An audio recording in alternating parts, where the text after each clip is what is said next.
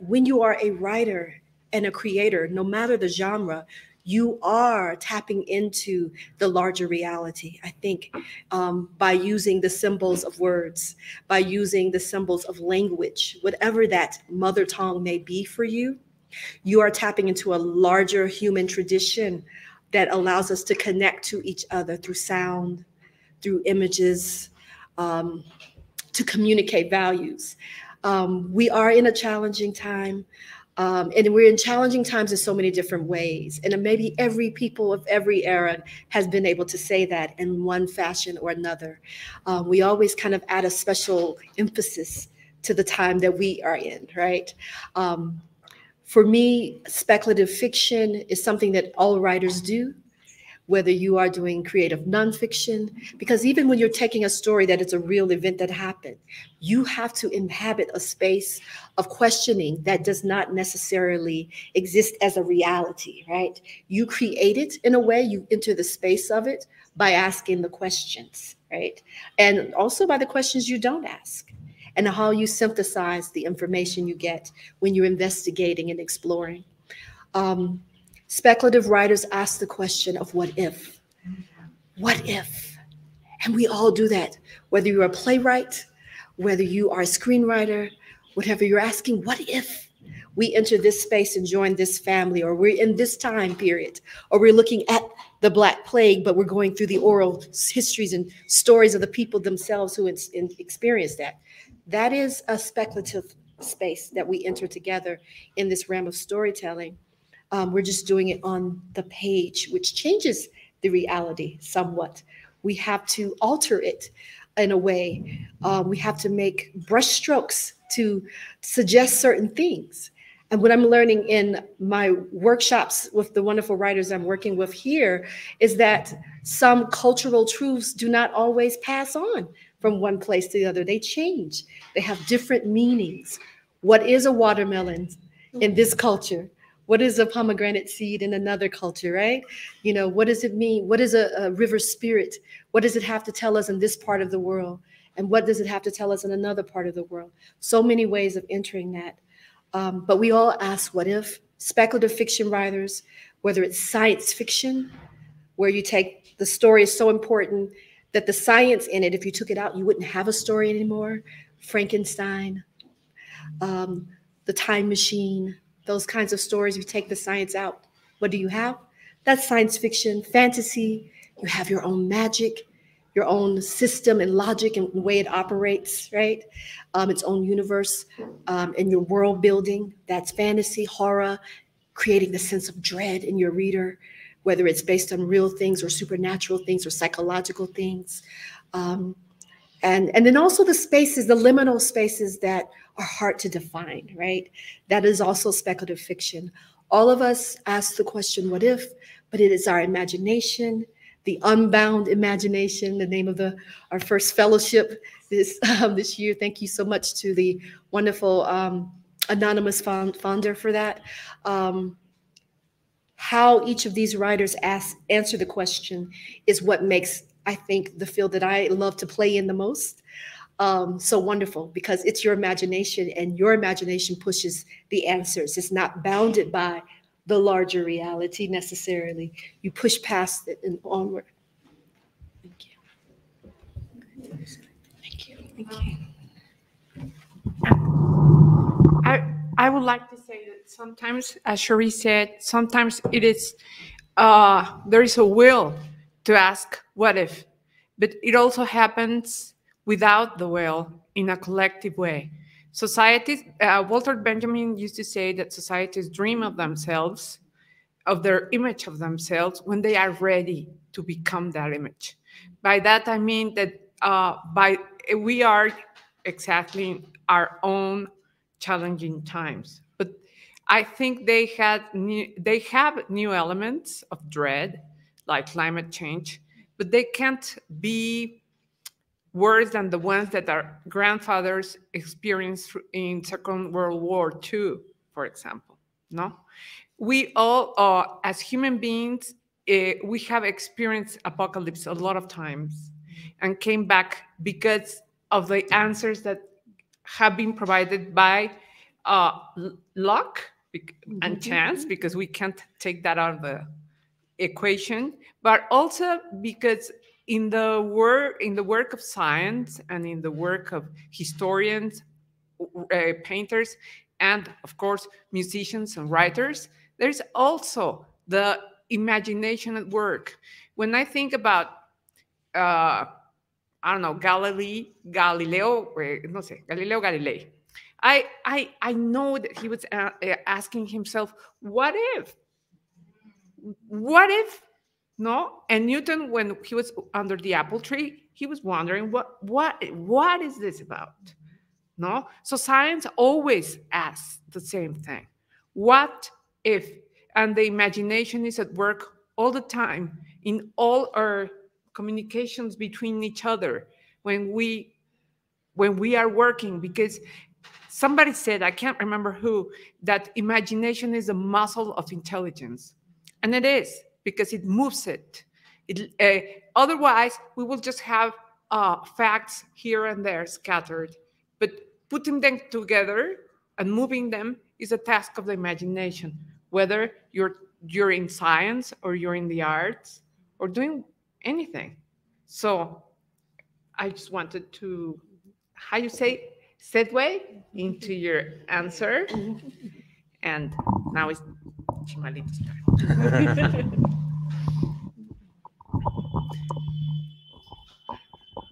Hello. It's great to see you all today.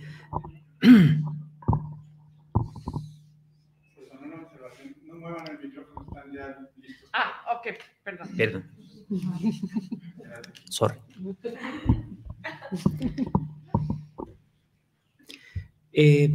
Ya se me olvidó lo que iba a decir.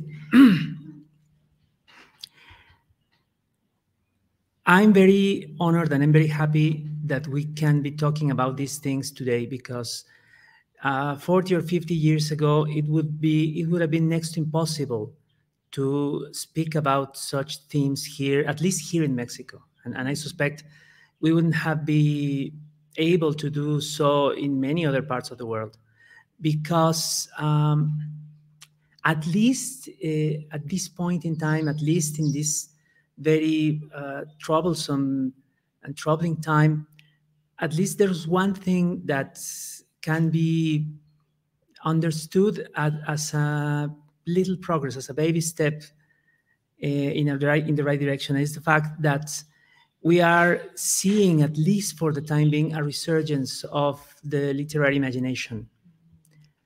Here in Mexico, in the United States, in many other countries, at least of the Western world, there are writers of all origins, of all backgrounds, that are once again probing that larger reality,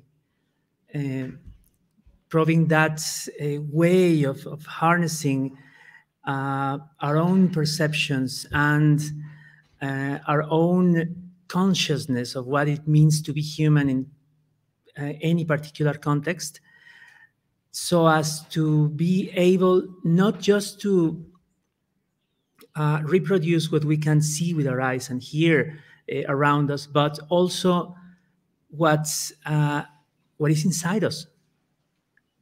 The so-called realistic literature supposedly exists to set down reality, at least the experience of the real that's available to the person who's writing. But the fantastic imagination can also, and this is crucial, not only for literature, for humans as a whole, the fantastic imagination can do the same thing from within. It can tell us and help us understand what it feels to be human here or there or everywhere in those many contexts and many different situations and societies we're living in such a time as ours. And this is sometimes overlooked, but for many centuries we were living generally in just one story, a story that was told mainly from a European male perspective, and that was the story of the great progress and the great advancement of the great traveling and colonization enterprises of some part of the world, and some part also of the inhabitants of that part of the world, because that story mostly eluded women and mostly eluded people who were not in power. So when someone tells you that the fantastic imagination is useless, you can answer them that one of the most important what ifs that this kind of writing and this kind of approach to language can give us is this: what if there are other stories that can be told? What if there are other consciousnesses that can be made to see the light, to be seen, and that were most of the time suppressed, ignored, lighted? That's another great thing that can be done by the fantastic imagination.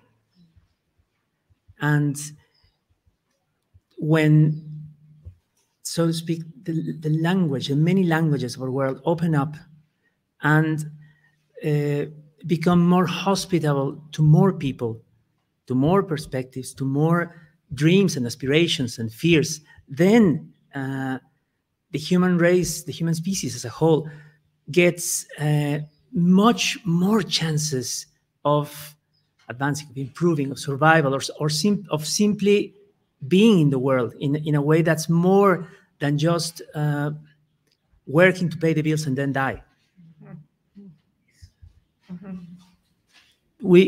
I think we should never forget that fact, and the way that it's communicated to us by the many joyful ways that the infinite number of possible stories already made and those that are still to be made can give us. Yes.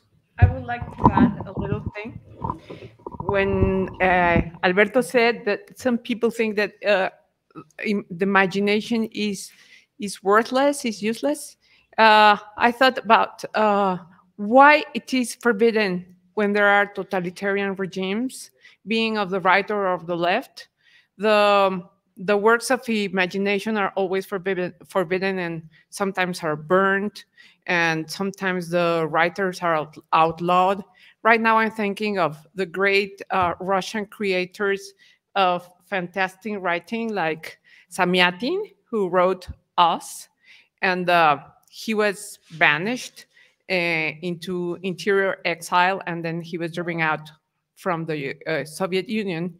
And I was thinking about 1984 by Orwell, and I was thinking about how the Chinese government does not like literature of the imagination. But then once they invited Neil Gaiman to a Congress in China. And Neil Gaiman was very surprised because he had never gone to China before. And he got to talk with this guy who was very open. And he said, "Why did you invite me? Because you had never done that before. I thought you didn't like my kind of work." And the Chinese said, "Well, we don't really like it, but you know what? We have noticed that we are very good at copying things, but we are very bad at inventing things.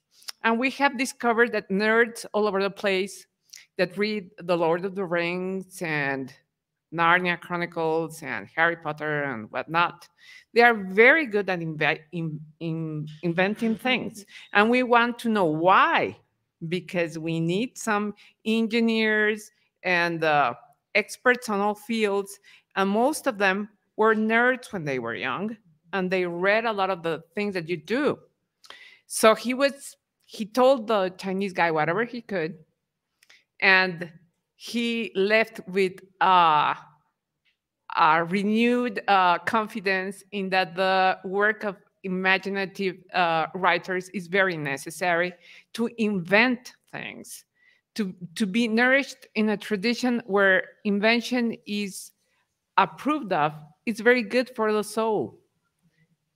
And it must not be so useless if tyrants don't like it. No? I just want to mentioning China. I just left the 79th World Science Fiction Convention that was held in DC.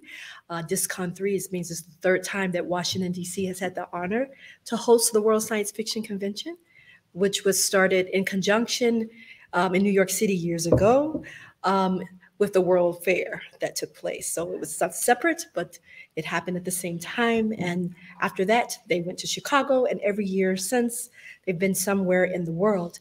It just so happens the next year will be in Chicago, but in 2024, it will be in China.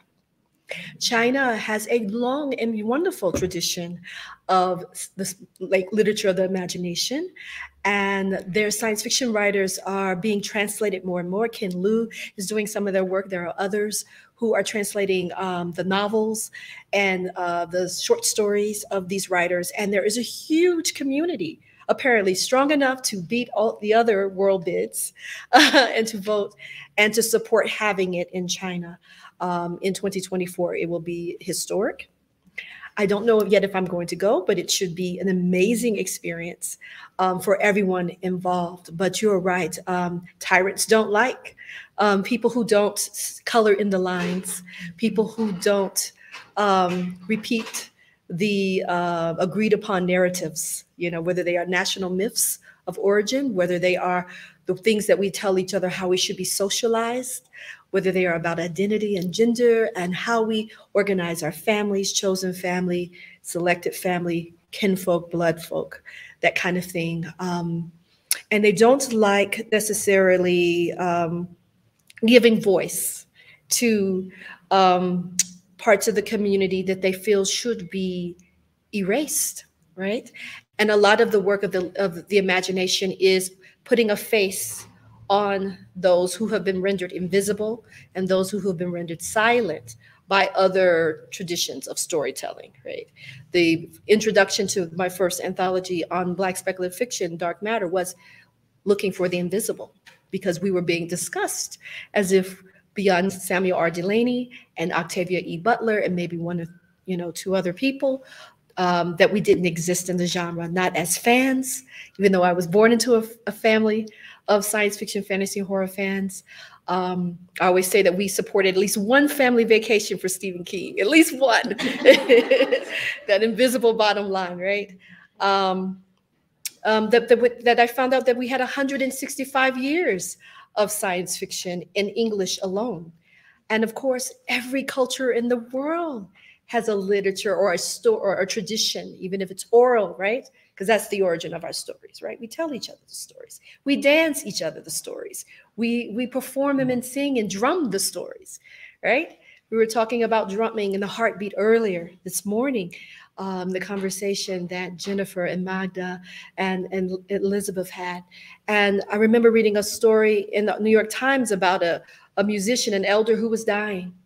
And he had his students drum to him every day so that his heart could echo the drum so that he could live longer, right? And I thought that was an amazing thing. The story and the music that they were drumming back to him, they were drumming hope, health, and gratitude to him as a master drummer who had taught them. And they wanted to sing him out whenever his heart stopped beating. They wanted to drum him out, you know, as well. And so that's what he requested of them. And I thought, what an amazing thing. And who could have imagined a thing? A musician imagines the thing, right? But he's communicating through the drumming and all of this. And we observe it as people who play with words, right? Who explore and create space with words. And we try to echo that drumming on the page, right? Or in our poems or in the world. So all of this is connected to me, but yes, they never like those who give a face and a voice to the things that we're supposed to forget, right? Yeah. Wow. Yeah. Wonderful. Thank you so much for these thoughtful answers. And addressing what Sheree just said, I think these other voices taking the space that has been denied, I think that's another way to look at this larger reality that have existed for centuries, forever, for since humankind exists. So I think it's interesting that it may seem that works of imagination or fantastic imagination or speculative fiction are like away from reality, and that's not the case. That's a way of dealing with realities that maybe they are not the main focus of this discussion about what reality is and what reality means or what it should be. So it's interesting to me that, for example, these other voices that are being heard now, especially from, for example, these other communities that Sheree was addressing in her answer, and, for example, from Afrofuturism, Africanofuturism, and from Latin America science fiction, from Latin American fantasy, we are able to see other possibilities of those imaginary realities, because those possibilities are based on real possibilities and other ways of living and being, as Rosario Castellano said in her beautiful poem, Meditación en el Umbral. There must be another way of being, another way of being in this world, of being a human being, of being a woman, of being, etc. So I think this is an interesting time to be a writer, and especially a writer of the imagination, following Alberto Chimal's idea about that, about literature of the imagination. Maybe he can talk a little bit about that term he proposes. But having this in mind, I wanted to ask you, what examples of these possibilities do you find in your own communities, in your own origins, in your own contexts, that fortunately are different from the hegemonic discourse of reality and capitalistic societies and very business-oriented world and cultures and individualistic cultures?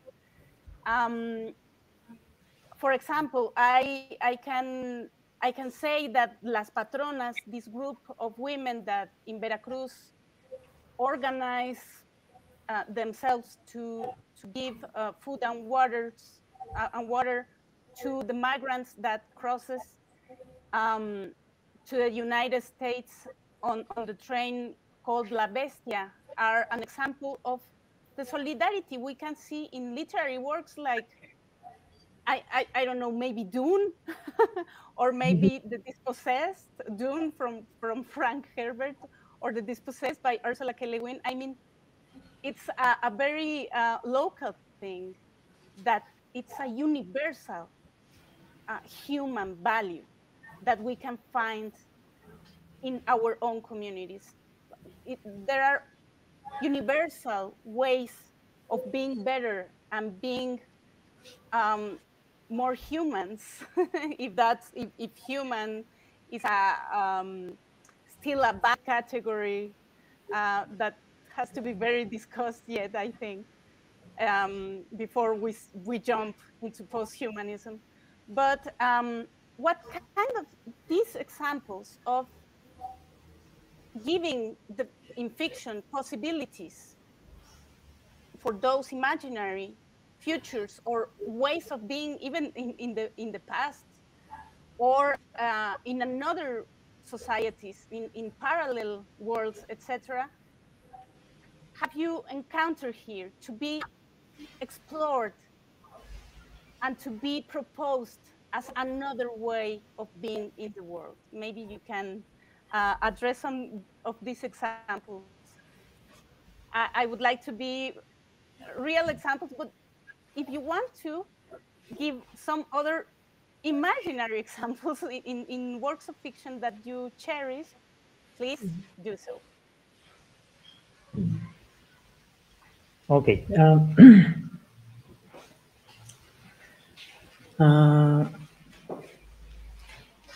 This may sound a little weird at first, but bear with me. One of the most important works of ancient Mayan literature is a book called Popol Vuh, the Book of the Council, which is one of the very few surviving long-form pieces of literature from that period. It's easy to find. You should read it. It's also very, very interesting. It's very poetic. It's very imaginative. It's, of course, some distillation of a mythology that some people more or less believed in, but it has an example that I think we're beginning to take notice of, and it's this. In the Christian tradition, the other worlds, the afterlife is a series of realms that exist in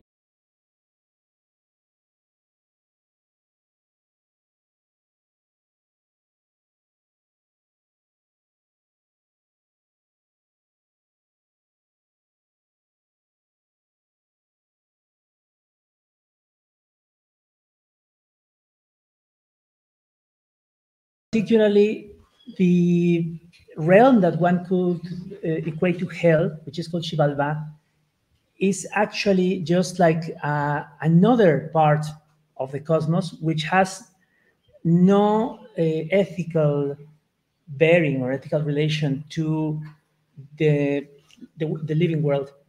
There's a beautiful story within the Popol Vuh in which two brothers are playing ball, the pre-Columbian ball, which you play with your hips and your elbows. You can touch the ball with any other part of your body. And they are making such a ruckus that from hell there comes some people to tell them to stop because they don't let them sleep. So these two guys are very, very reckless. They keep doing that, and they take them to hell. And then others have to go and rescue them. And you can very easily walk down a slope from Earth to Xibalbá. It's part of some kind of material or partly material realm we're all sharing. And you go down, you fight your way through hell, and then you come back or not. But the thing is that this version of the afterlife of the other worlds within our cosmos is radically different than that of the Christian tradition, because Xibalbá and other supernatural realms don't exist solely to punish or reward humans. So the humans are not centered in the same way that Christian tradition centers them in the order of the universe. We exist in relation to gods and demons and all kinds of spirits, but we have not the place of privilege. We don't occupy the center. And right now, I think we are forced to admit that that's the case, that we don't occupy the center. We must cast aside the idea that the world exists for us to exploit, plunder. It's taking us, it is costing us a great deal to just admit that, but it's more clear each day that we need to do it. And texts like Popol Vuh and many others that come from that tradition of the imagination, can help us to at least achieve that change of mind. Yes. I will like to add a little story that it took place in the middle of the 20th century when fascism was on the rise in Germany. Two German paleontologists that were working in Berlin that had Jewish ancestors had to flee Germany because they saw what was coming, and they thought they had to go. So they went to Africa, and they hid. This is all true. They hid in a canyon because they were paleontologists and they knew about this place. And they thought it would be a nice idea to weather the Nazis out, because they thought in a few months they will be gone, because they had faith in the common sense of the Germans that for some reason had fled out of the country too. And at the beginning, they had this little Jeep with guns, very old guns that they used against antelopes and things. But the bullets were so old that they literally bounced off the heads of the animals. And they were very German, so they had one violin, and they had one radio. And that for the first year, it was very hard for them to be there, because by the radio, they knew that Hitler was on the rise and that he wasn't going anywhere soon. And then they started merging with the natural world. The first thing that went were their clothes. And they were very sad when their last pair of socks disappeared, because they had to get rid of them because they were just scraps. And then their shirts, and then the rest of the clothes went away. And they were very sad. But then they started looking at the animals. They were paleontologists, but they weren't prepared to watch and observe and live with the animals in that way. And they started not to feel alone, because they had an incredible sense of loneliness. It was crushing, because they thought the world was going on, and they were alone there in the canyon with the beasts at the beginning.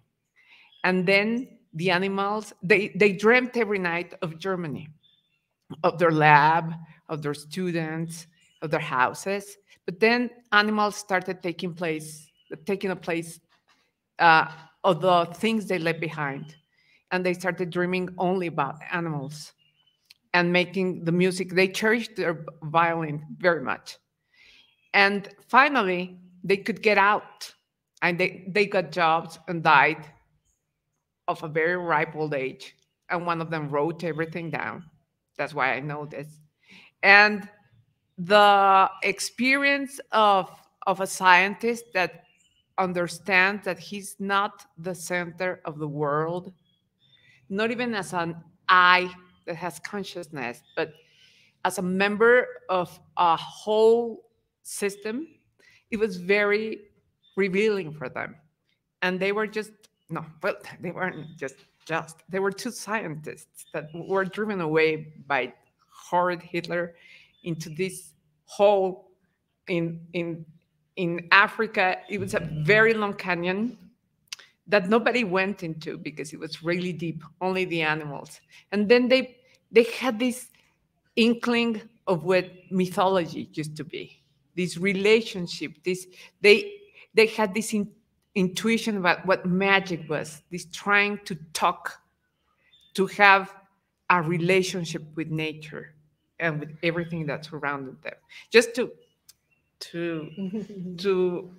go with what Chimalito was saying, no, that we are not in the center, and that if we could live a little while in one place that would let us forget all the noise, going back to what Liz was saying, all the noise of humanity, and listen to the silence and the ruckus of the jungle, of the sea, of the desert, we will see And then our center in the middle of the universe will have to move.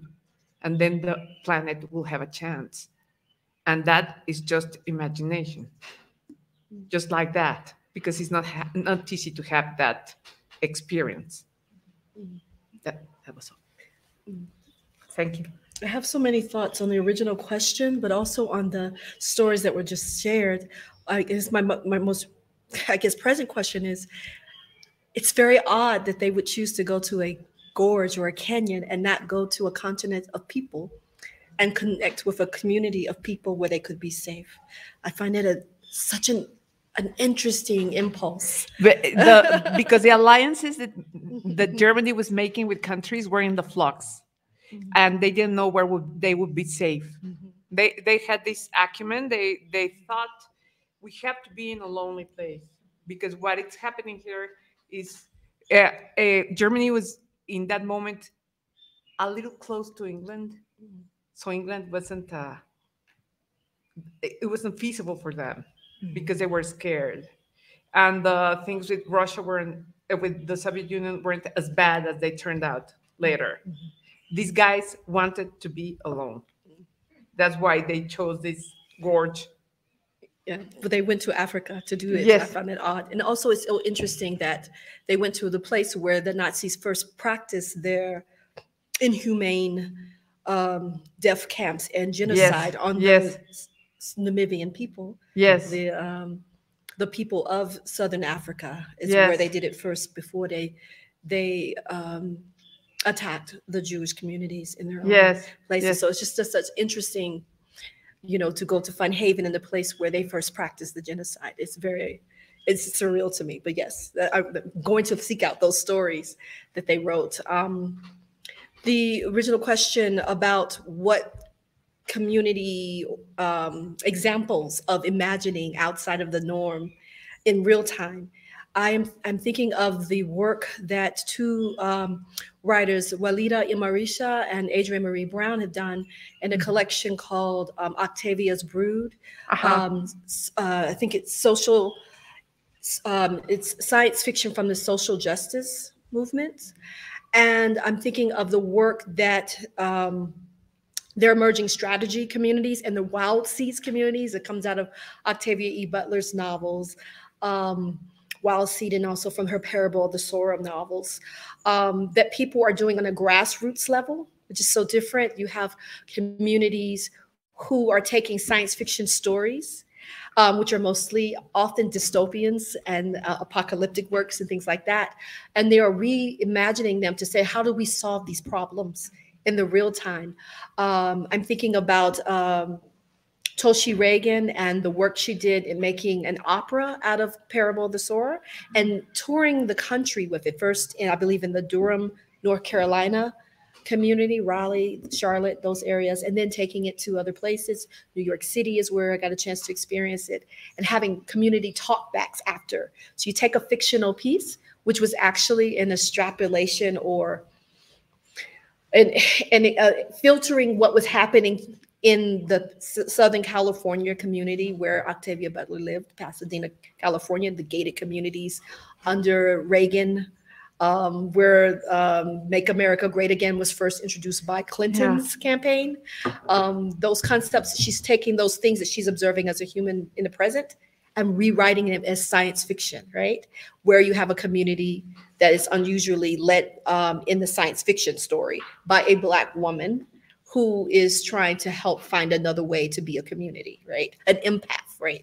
An empath who feels everything and still tries to place herself in a community where it's not necessarily safe for her emotionally and not necessarily safe for her physically, right? She's that open. So having the parable operas performed, right? And then having the community talkbacks afterwards where the people get to process what they just witnessed. And then having social workers, people who are working with families under distress, people who are working with juveniles in the prison, the school to prison pipeline, food deserts, all these kinds of things that are intentional, deliberate public policy, right? They're not accidents, and they're not by results of bad culture. And they're not results of not pulling yourself up by your bootstraps, right? These are deliberate choices that societies have made about how they're going to disperse resources. Yes. Right? Having those people who have to work with this in the real world, talk with people who imagine it and creatively on the page is an amazing thing. And that's one of the examples of the power of fiction to help even our best experts and those who are on the front lines, of creating solutions and helping to create care can work together and use similar tools. I know that my work is enriched by reading nonfiction. I feel my well by reading nonfiction and those kinds of things. And then you see what sticks with you and then how you filter it out. But there's so many examples of people taking imaginative approaches. I'm thinking of the writer Pearl Clegg, who, was a playwright initially, right? And then began to write novels and then began to write speculative novels. Although you wouldn't know it. If you looked at the covers, you would think, oh, this is a nice take it to the beach novel, right? Go on vacation, airport kiosk novel. But she's doing innovative things in there, how to protect women and girls in society, in these communities. And she just passes it off as like a few passages where the community has decided that they're going to have, these escorts, people who walk with children or who look after each other. And it's not the plot of the novel. It's not the main thrust of it. It's just in the backdrop. It's in her world building. She is imagining another way for communities to be together and to help each other solve problems that generation after generation have to deal with. So why? We're smart people, right? We're smart and resourceful humans. Why can't we solve these problems together? She imagines them on the page, and when you read it, you think, well, why aren't we doing that in our neighborhood? We should do that, And I think that's subversive. That's the subversive power of the literature of the imagination, the subversive power of speculative fiction. You can put in the space the things that don't yet quite exist where you are. Yeah. And someone will pick it up. Yes, that's what I thought about I wanted to ask you if you have read Woman on the Edge of Time. By Marge Pearson. Yes, because it addresses these kind of things like how to care for each other versus a very repressive state. And the idea of mental health in people, how it changes in the future. Well, it's a desirable thing to change it. The status of what we think is normal, that is just, it's not clear. And people who imagine aren't crazy, no? Yeah. And there's this thing about this woman that imagines and has, without wanting to, contact with the future. And most people think she's crazy. And they want to take it out of her. And the future, she seems, there's a dystopian one, but there's an optimistic one that has put human values and the earth before that. And it's very smart because this novel was written at the end of the 70s. So I don't know why it's not very, very famous, but it's writing on an adaptation.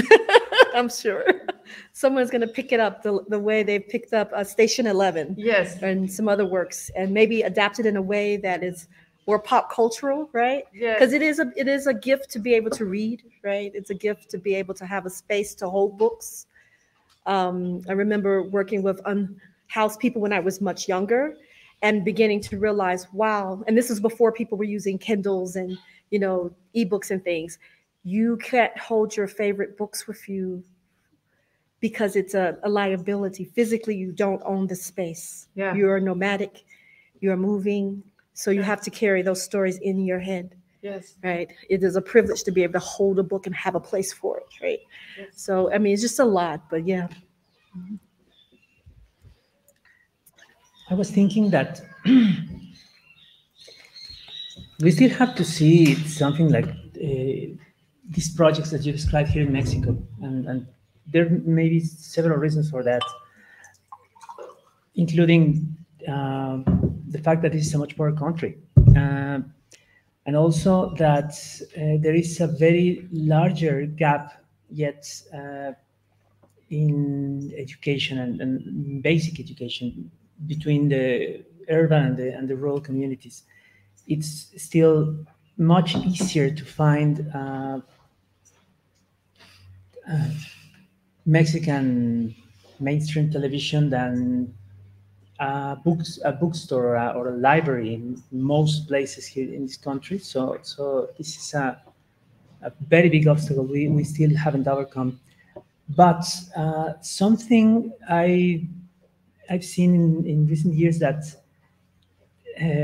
has to do with this kind of community efforts based on literary fiction, literary imagination, that I think is going to bear very interesting fruits. Is going to really affect the lives of some communities. Is the fact that many organizations of particularly women in many Mexican cities and communities are creating colectivas for collective organizations operating from feminist perspectives and in many cases dedicated to independent publishing, independent micro publishing. Gabby knows a lot about this. Yeah. Gabby is a member of one of those initiatives. There are others, and what's very interesting about that is that they are, of course, forced to operate outside of the mainstream publishing medium in Mexico. They have to finance their books in other ways. They have to distribute their books in other ways. But they are also escaping this capitalistic logic of trying to get the maximum profits and trying to make the most people possible to create those profits by buying books. On the contrary, they are, so to speak, targeting smaller communities to which their books can get and in which they can be distributed. Communities of like-minded people, particularly young women, that can enter the different aspects of what we have been discussing here through works of literary fictions that are much more diverse than what you can find in bookstores here in Mexico, and which are written also by people who are completely outside of that publishing system. People like women from indigenous communities, or like freelance workers, industrial workers, that in that way can find at least an audience that otherwise they wouldn't have had ever. At least I think that's something to celebrate, even though it's still a group of very small editorials that have to live, I don't know, hand to mouth from one day to the other. The work that you're describing is the work that Juanita and Adrian have described as visionary fiction, visionary work. And the way it's discussed is to say, to imagine a world without prisons, but it has another alternative to it, a world in which you imagine that people who have violated the social trust have a different experience so that they can be reintegrated safely for themselves and for others back into the community. The ideal that they are not thrown away, that they are disposable. That in itself is an act of science fiction, right? Is an act of fantasy. To imagine a world in which the violence against women and girls is not a normalized, expected rite of passage for so many. That in itself is an act of fantasy, right? To work towards that is to try to make the science fictional real, right? For myself, I'm thinking very much, we were talking about the pandemic earlier. The experience of the pandemic was very much watching over and over again Black snuff films, unfortunately, in the news, watching Black citizens of all backgrounds and stripes being brutalized and it being treated as normal by other Americans, that it is necessary even so that others can be safe.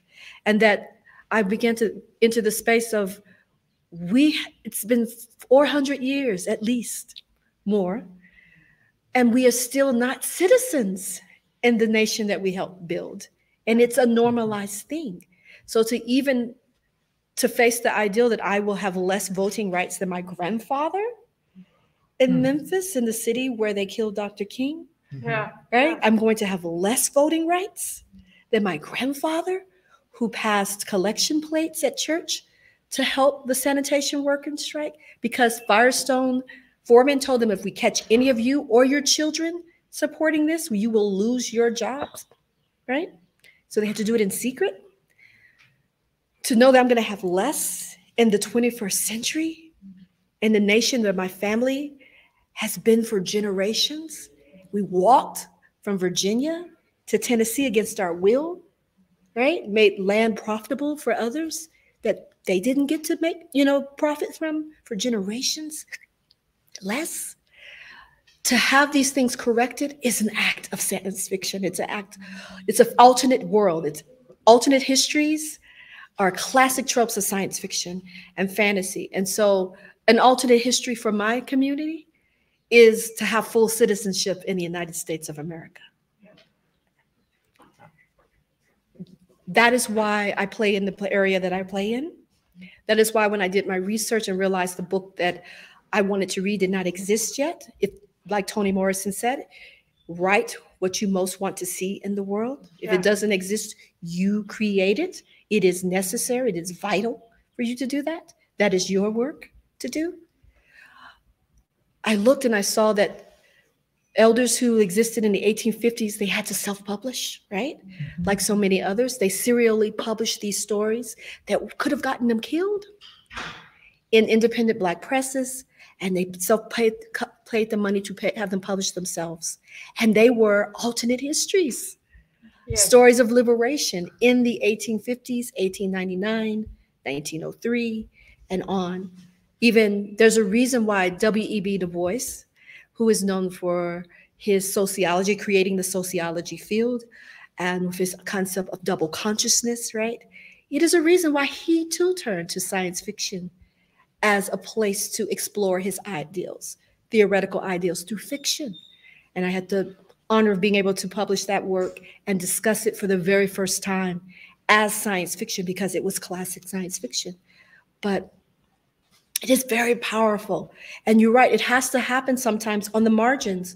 It has to happen outside of the mainstream because if it's filtered through the gatekeepers, it doesn't always make it to us, right? Mm.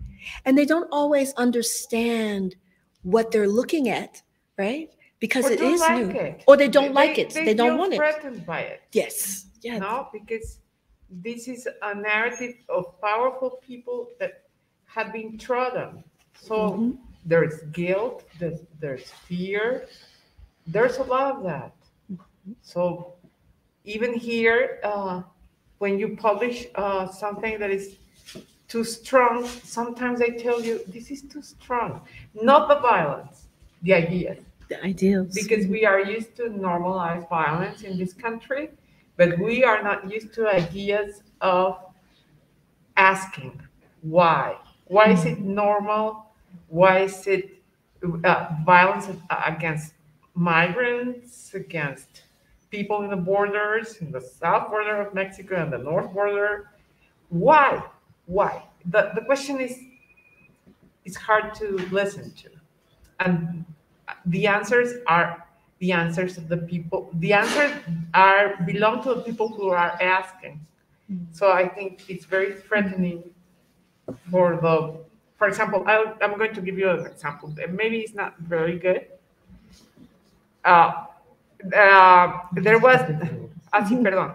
There was this novel that Mexicans didn't like at all, that is called American Dirt, because it romanticizes the narco in Mexico, no?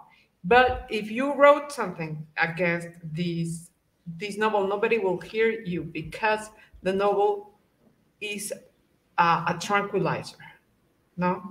It paints the problem with sweeter colors.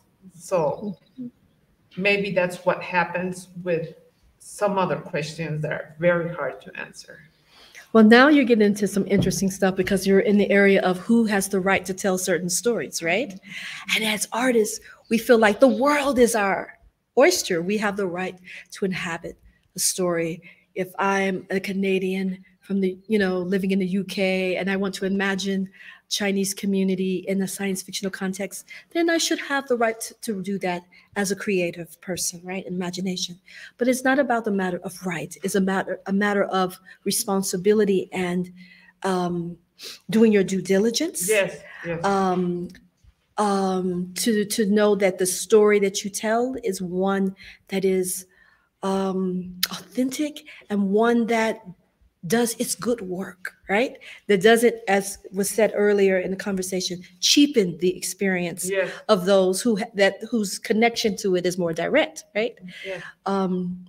The American Dirt book is very interesting. I was at the Winter Booksellers convention that they had in Baltimore the year that book was being launched, and it was, from what I can tell, because I was in the hallway. Standing room only in the room, and it wrapped outside, right? This is the same place where I got to sit next to a table down from Isabel Allende, right? But I was all excited to see her, So it was amazing people, great and smalls. Like, I was one of the small, no one knew me. I was there with 9 Bar Blues. And they were, pitching it. The booksellers, the pitches from the distributors were about 7 minutes long for their entire list of books. So think about that. Your imprint or publishing company's entire list has to be pitched to booksellers around the country in 7 minutes. How do you distill a book, right?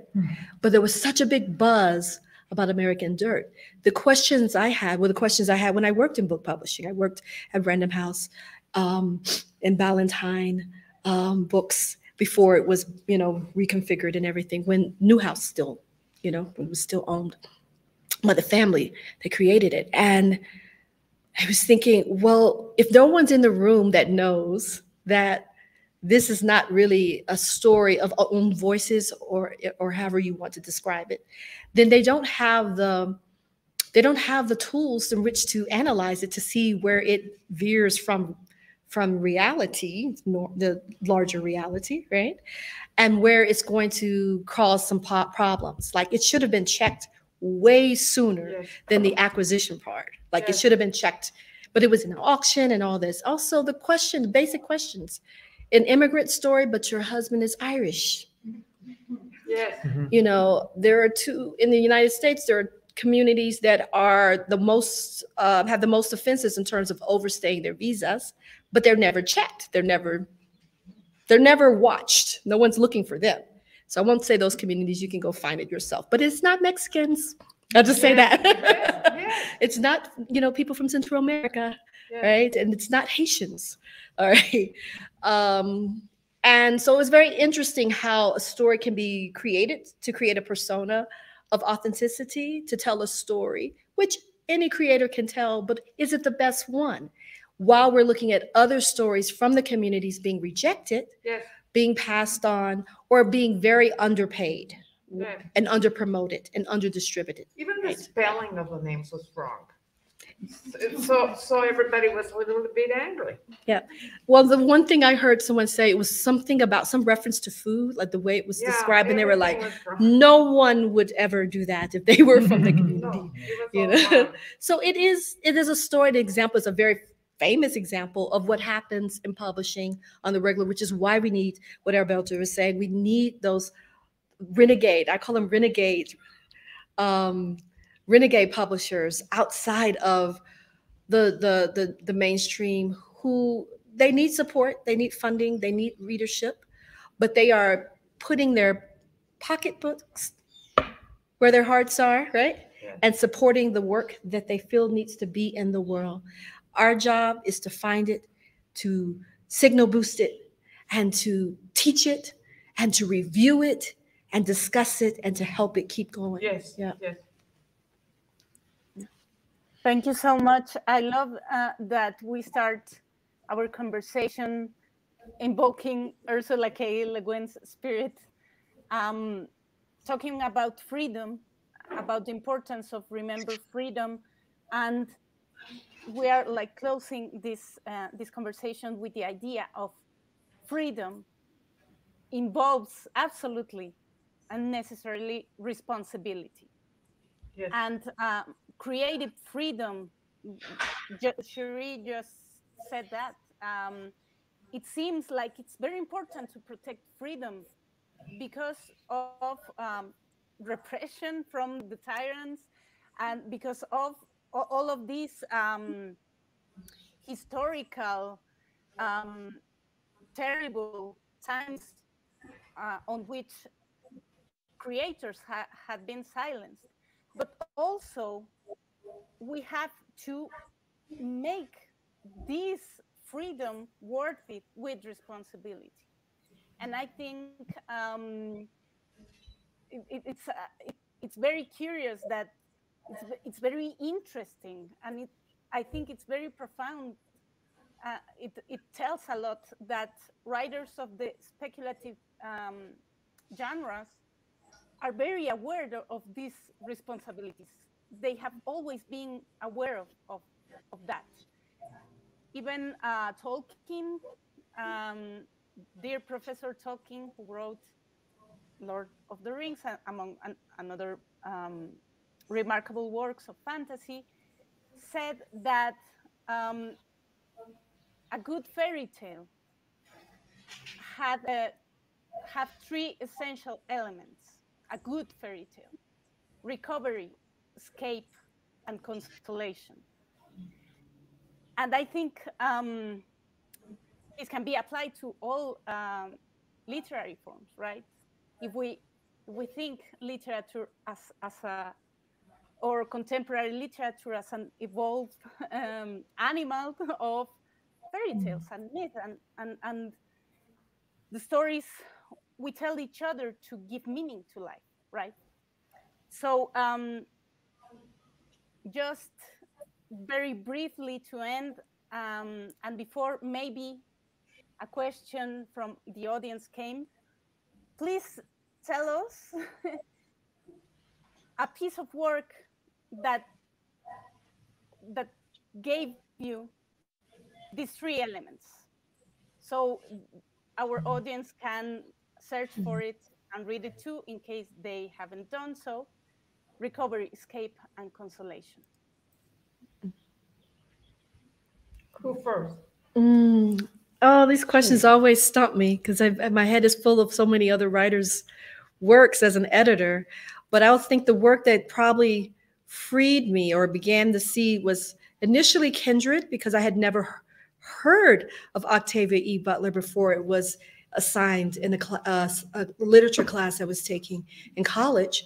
And then that led me to eventually to Parable of the Sower, which I think made me start really connecting North Memphis, where I'm from, and the elders who were doing the Get Out the Vote work to a science fictional context, which I hadn't quite seen, like community activism be such an important part of a story of the future.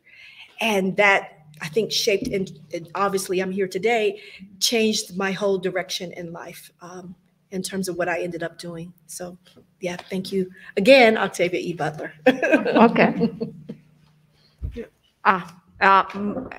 In my case, it was the trilogy of the Wizard of Earthsea by Ursula K. Le Guin. Yeah, I just fell in love, and I didn't think much at the time. I just immersed myself in the story, and then I lost myself, and I even left college because I wanted to do that, and it was a very bad idea.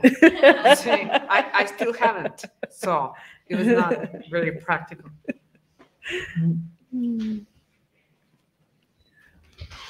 I've been lucky enough to discover first some works that do that, that were made in other languages, in languages other than Spanish. Those were the ones I discovered when I was young. For example, another book by Ursula Le Guin, The Dispossessed, yes, which is a great example of how can one imagine a society that eludes both the end of the world and the supposed impossibility of the end of capitalism. Mm-hmm. In that world, the capitalism ends and the world goes on. So that should be enough recommendation. And later on, in recent years, there are now more works made in Mexico, in the Spanish-speaking countries that try to do the same thing. That's another progress, I think, comparing this time to the second half of the 20th century. I should mention,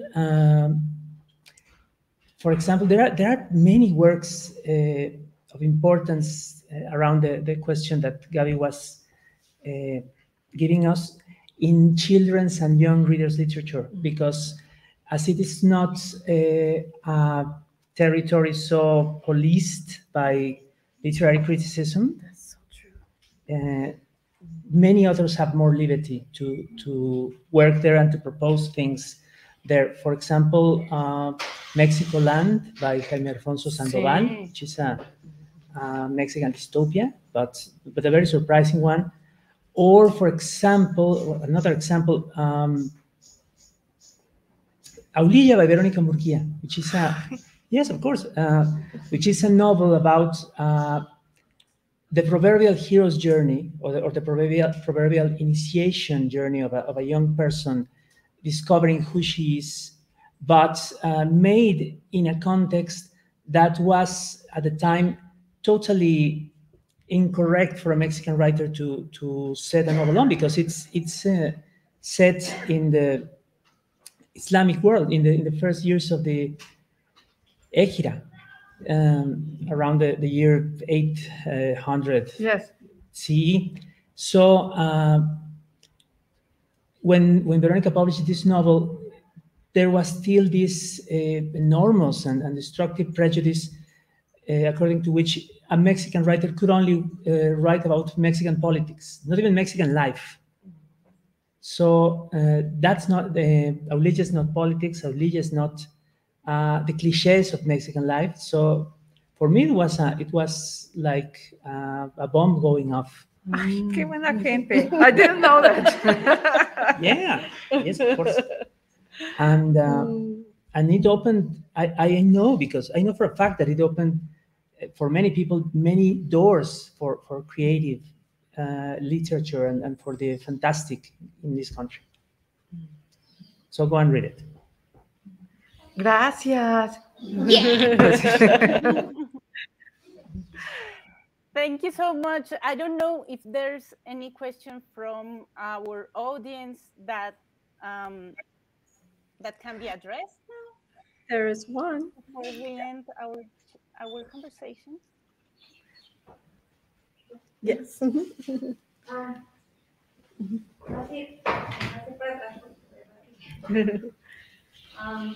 Más bien para compartir. Okay. I'll try in English. This is what sorry. I want to share something about critic methodology that it has been very, very helpful for me for understanding things like this. And it is called Critics as Sabotage. It is developed by a Spanish professor called Manuel Asensi, who derived from Derrida's deconstruction. But what he says there is that everything is a text, because every work, every piece of work of art or literature, a painting, a movie, a poem, or a novel, everything is a text because it has a world vision, so it has a discourse. And we can identify two main types of text: the athetic one and the thetic one. Tético y atético, the thesis. So the thetic one is the one that support the dominant discourse, no? And the athetic is the one that subverts the dominant discourse. So what critics of sabotage does is to identify which kind of text, and if it's athetic, it will sabotage it, and if it's athetic, it will support the subversive discourse. And so it is a strong tool to identify discourse, because sometimes it is not that easy. It's kind of difficult. So some theoretical discourses are disguised as subversive, but they're actually not that subversive. For instance, he cites Gayatri Spivak on Can the Subaltern Speak? I think it is in his Taylor book. He identifies, for instance, El Quijote as a subversive, very subversive text, and which doesn't lose subversive power, because it will always have that aesthetic position, no? Because it controverts the norm and the rules, and and even like there's a non-poet from the 16th century, Teresa de Ávila, Santa Teresa de Ávila. He also sets her as a theoretic discourse and a powerful poems that revert official discourse, and because there is this poem,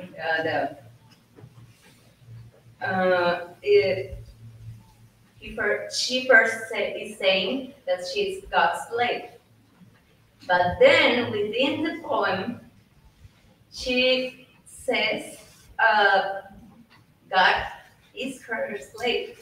She has God imprisoned.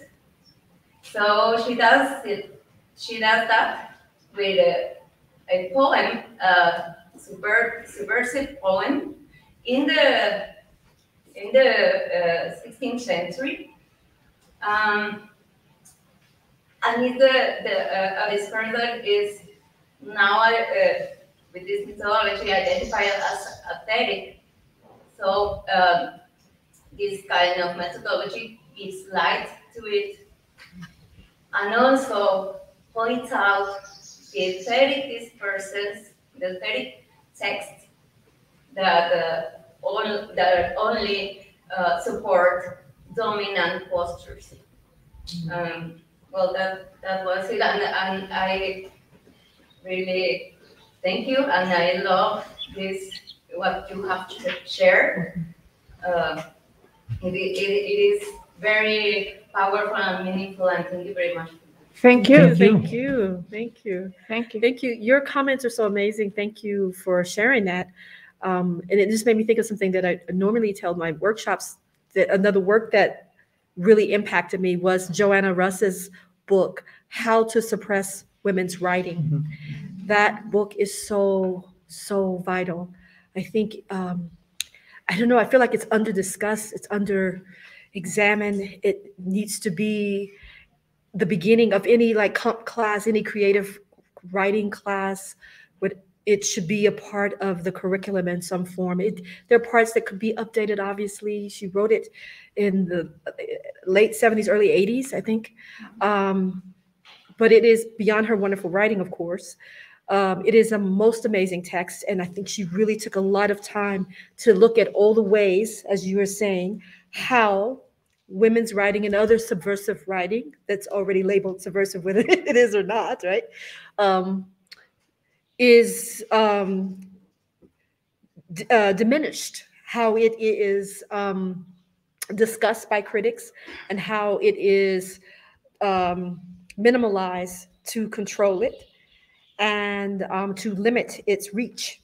Yes. Right. Mm-hmm. And so if we are aware of that going into workshops, if we're aware of that going into classes, then we can break that down, and we can also stop those processes that we are also being trained in, right? Without even knowing it, before they take root in the class and in people. So thank you. Yeah.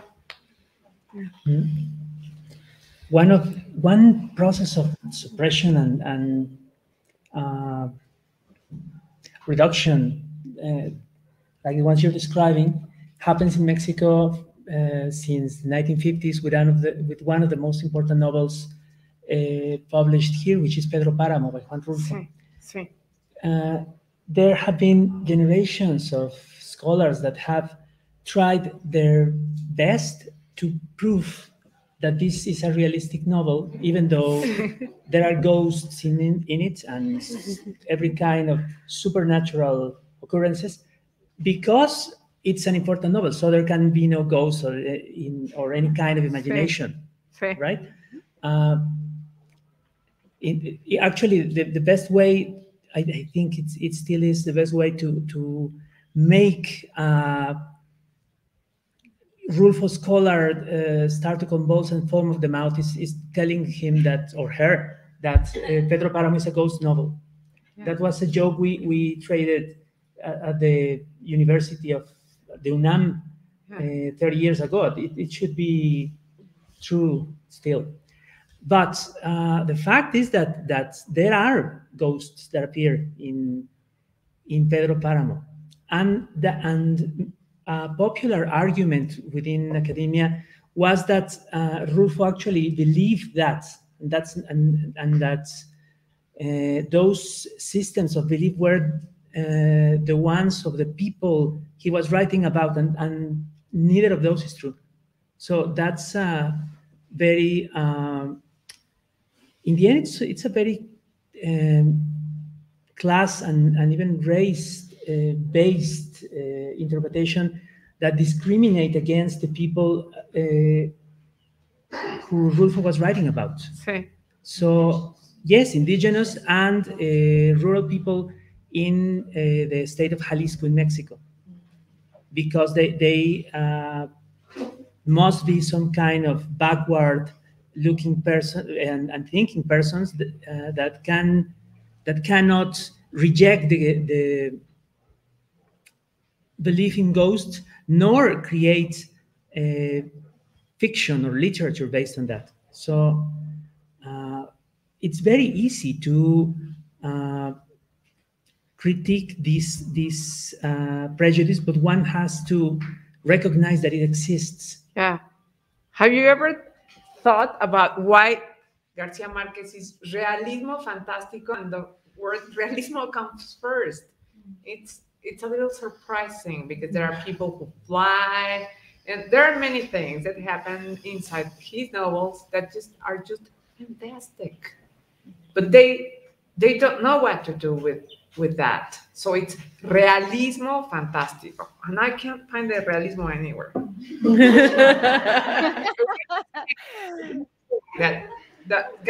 I think Gabby asked.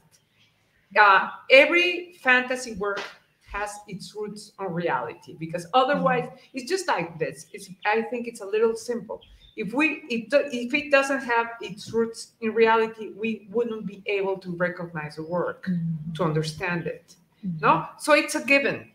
But realismo fantástico, wow. Realismo mágico, sí. Realismo fantástico. Yes, magic realism is an outside from Latin American context construct. It's from Anglo written literature academia. So I just want to address what Sheree cited, Joanna Ross's brilliant work, How to Suppress Women's Writing. And here in this work, Judith Federley has a quote that says, "What happens to one's definition of aesthetic criteria when one is confronted by a literature which does not support the self but assaults it?" So I think one of our responsibilities as human beings who are writing from our particular context of struggle, of violence, of injustice, is to challenge that. And the most human and generous way to do so is through imagination, and through imagination who goes beyond, because that's the most human characteristic of our own animal beings: imagine and construct reality from that marvelous and enormous space. So thank you very much to all of you for being part of this conversation.